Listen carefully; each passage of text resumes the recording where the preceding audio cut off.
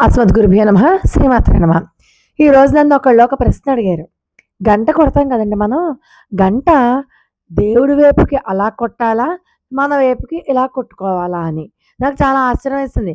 ఇంకా ఇలాంటి సందేహాలు కూడా ఉన్నాయా వీళ్ళకి? ఇదేంటి ఇలాంటి అంటే ఇలాంటి సందేహాల దగ్గరే ఆగిపోతున్నాం మనం ఇంకా ఎదగట్లేదు అని. అప్పుడు నేను చెప్పాను.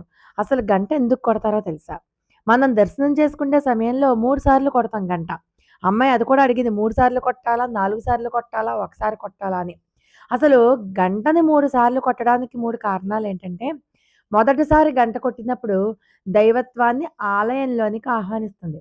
రెండోసారి కొడితే చెడు శక్తులు, ప్రతికూల ఆలోచనలు ఇవన్నీ కూడా ఆ శబ్దం దూరం చేసేస్తుంది. మూడోసారి గంట కొట్టినప్పుడు మనస్సుని ఏకాగ్రతలోకి తీసుకొస్తుంది. ఇది భగవంతుడికి మన మనస్సులో భగవంతుడిని అర్చించి ఏకాగ్రతతో ప్రార్థన చేయడానికి ఉపయోగపడుతుంది.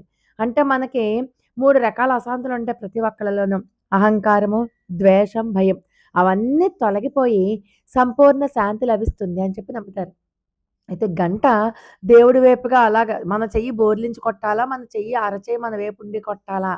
ఎలా కొట్టినా పర్వాలేదు. అసలు సామాన్యంగా ఎలా కొట్టినా గంట నుంచి శబ్దం వస్తుంది. అసలు మనం ఎలా కొట్టాలి గంట అన్న దాని మీద వదిలేసి, మన దృష్టి భగవంతుని మీద పెడితే చాలా మంచిది. గంట ఎలా కొట్టాలి? ఒక ఒత్తెయ్యాలా? 2 ఒత్తులెయ్యాలా? నూనె పైనుంచి పోయాలా? కింద నుంచి పోయాలా? ఇంకా అదే సమాధానాలు, అదే ఆలోచనలు ఉంటే మనం ఇంకా అక్కడే ఉండిపోతాం. తెలుసుకోవడం మంచిదే. మన యొక్క సందేహాలు నివృత్తి చేసుకోవడం మంచిదే. గంట ఎలా కొట్టినా కూడా పర్వాలేదు. సామాన్యంగా అందరూ కూడా కుడి చేత్తో గంట కొడుతూ, ఎడమ చేతిని కుడి చేతి మీద పెట్టి 3 సార్లు కూడా దేవుడి వైపు ఉండంగానే కొడతారు. లేదు మనకి సెంటిమెంటల్‌గా అటువైపు కొట్టడం నచ్చకపోతే, మన వైపుకి తిరిగి అరచేయి మన వైపు ఉండేలాగా పెట్టుకుని గంట కొట్టినా కూడా మంచిదే. దాని విషయంలో ఏమీ సందేహపడక్కర్లేదు.